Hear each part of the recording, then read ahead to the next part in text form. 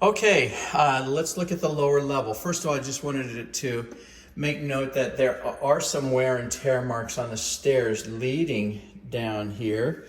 And again, this is a well-worn path from the garage area to upstairs. There's only one way, and that's this way. And of course, that wood is going to get worn, so we want to make sure that everybody is aware of that. The railing is tight here on the right.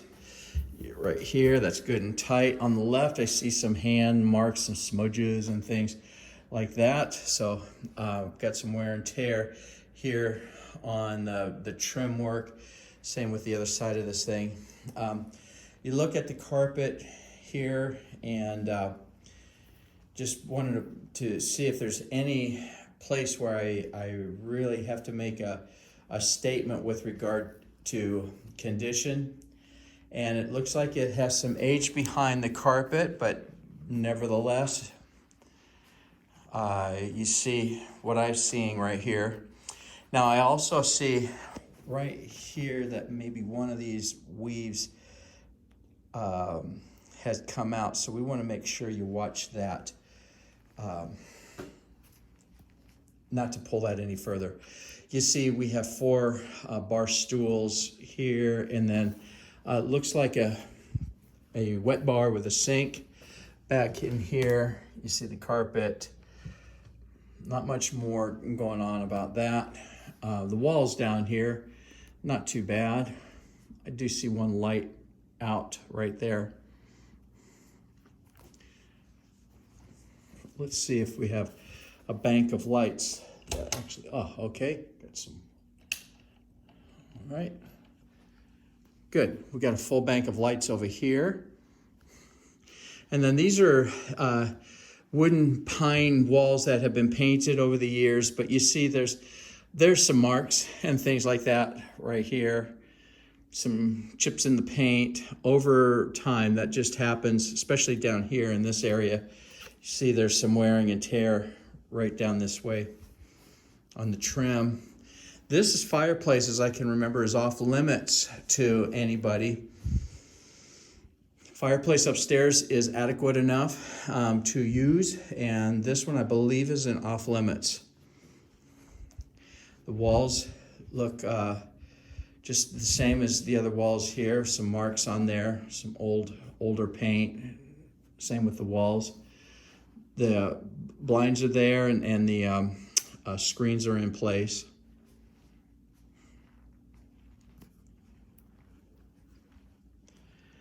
All right, sliding glass door goes to the outside. Now the former tenants, or even people before them, have put this long insulator thing here to keep the air from sliding up under and coming in like that. There's some drapery that was put up with a drapery rod like this. I just opened it up so you're able to see the outside like that. Okay. And then there's a closet here under the stairwell. It's nice and all cleaned out. We've got a bathroom down here in the hallway. Let's check this out. Good, we've got good caulk.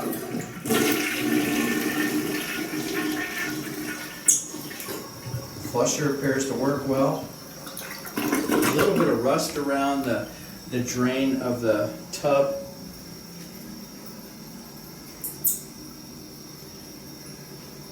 I don't detect a lot of, if any, soap scum that's accumulated.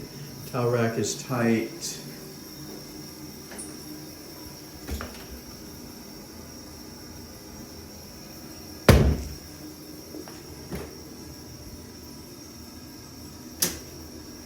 And a full bank of lights, that's good. Behind the door. Sometimes there's secrets behind the door. Okay, good. So we got a good idea of what this bathroom looks like, and then now we're on a slab concrete floor, and this tile right here is laying on that, and that looks to be in pretty good shape right there. All right, now we've got carpet,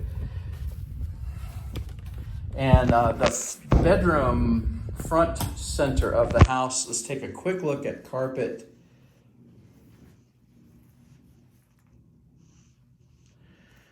All right.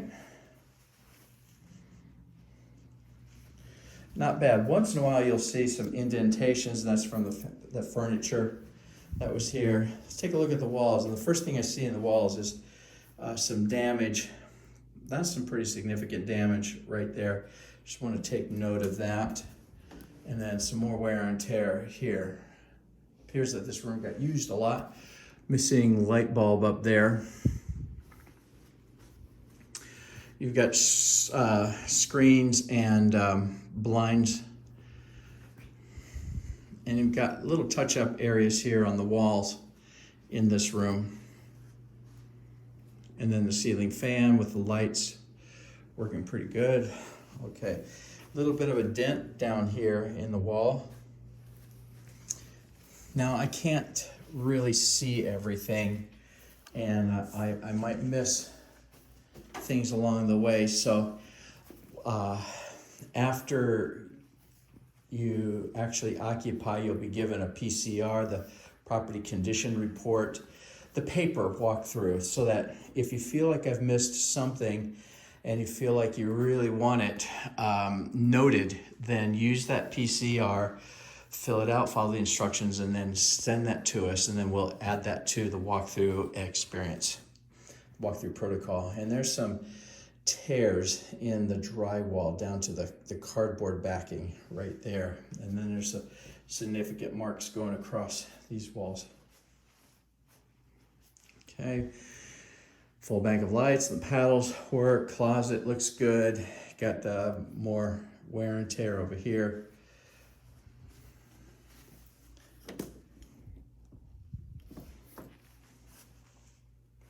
Okay, this plug, I don't know why that's dark right there compared to the other. Maybe that was burnt or something. So I'll ask my service manager about that, see if we can get some clarification on that. And then we've got some trim work here that has gotten some marks and things. All right, so let's see what's in the utility room. First of all, this is a radon abatement kit, and so periodically we want you to check the radon levels here, and you see on the left side that blue liquid is up there to the red line, and on the right side it's down, but it's even with that red line. That means that this is working the way it should. Okay, that creates a section, and that is a monitor of how efficient this is working. Okay, you've got some closeted areas here and pine walls.